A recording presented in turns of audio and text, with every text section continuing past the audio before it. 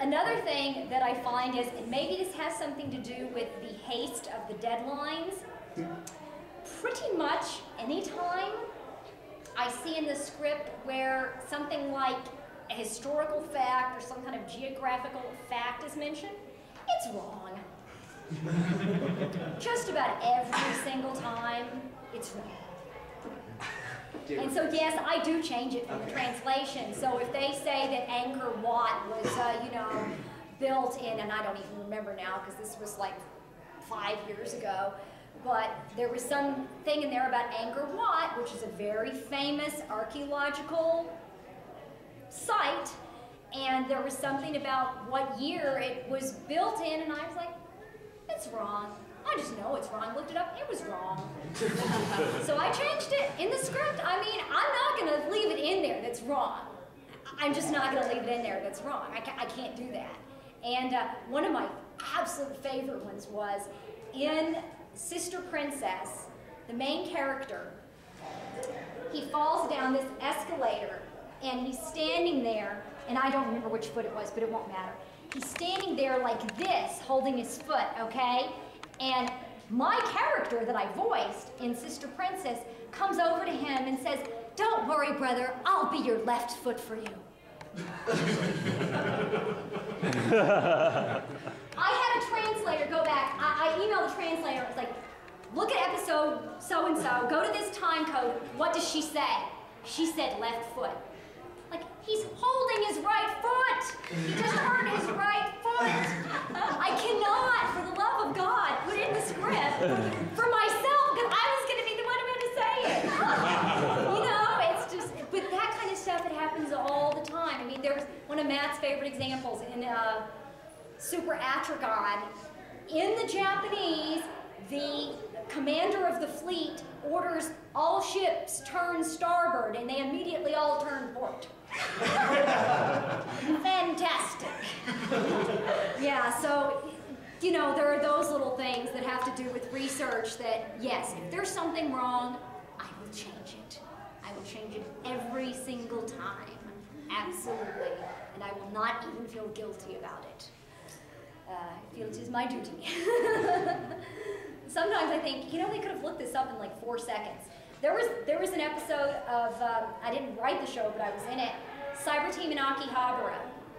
And we were working on this in like 2004. So it was the year after.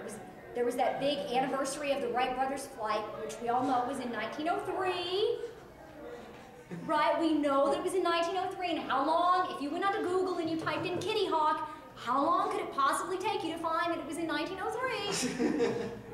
0.2 seconds. And there it was, burned into the film, we couldn't even change it, Kitty Hawk, 1904.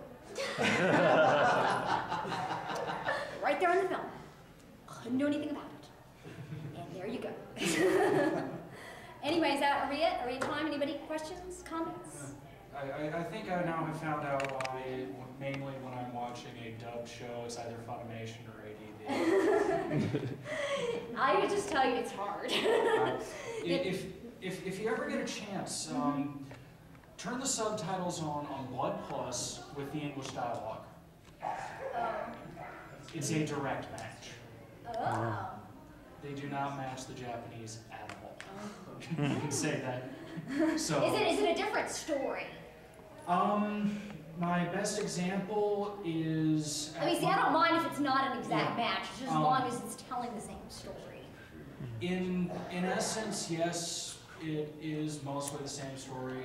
But they change, like, the characterizations, that kind of thing? Saya really likes going by this certain beach in the first episode,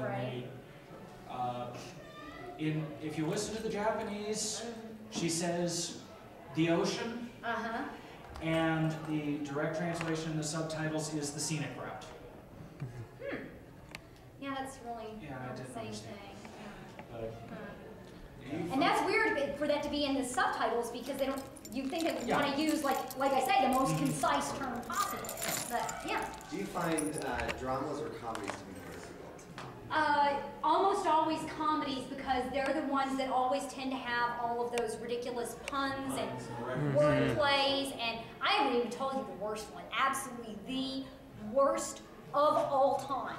Of all time. And there will never be anything worse than this. And the next time I see Nabashin, he is so getting a piece of my mind. In an episode of The Wallflower, one of the main characters, Kyohei, who's this really hot young guy, he, all of a sudden, turns into a little old bald man and says something. And there was nothing in the script. And I'm like, I know this is a cultural reference. I know this is pop culture. And in response to something that was going on,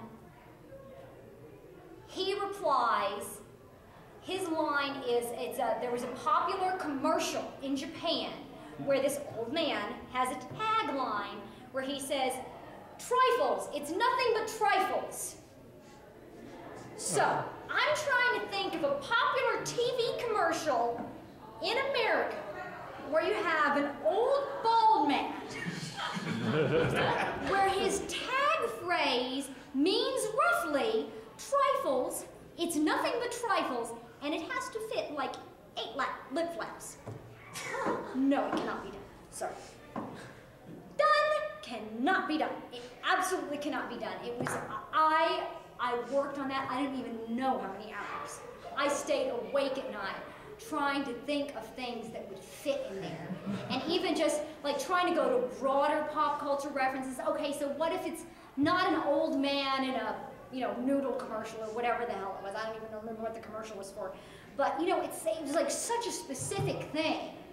And so everybody watching it in Japan goes, "Oh, it's that funny guy from the commercial, haha." And his response, actually, what he says was a response to what they were saying. And what they ended up, and I finally gave up. I said, "Man, I cannot write anything for this. It is now up to you, because you are the master." So, Matt Greenfield, who's directing it, and he's brilliant, he came up with something. He and the actor who's doing that part, Josh Greeley, who's great, he's also now a script writer. They spent about half an hour on it, I think, and they finally came up with like a Tony Soprano thing. And I know Tony Soprano is not quite that old, but he is bald, and they ended up going with something like "Forget About It." So, I mean, it kind of works. It's still like a pop culture thing, and it sort of did work, but I threw up my hand. It was absolutely, I would say without a doubt, the absolute worst line I've ever tried to work on something. And again, this is something that lasts for 1 second in the show. But they have to say something there. It's not like you can just put up a little caption, "This line was too hard." They have to say something, and it's so frustrating. So there you go. World's worst. Absolute world's worst. I don't find out if she would do that. He's my friend. Because he's Nabashin. Because he's Nabashin, and he is crazy. Let me tell you, he's crazy.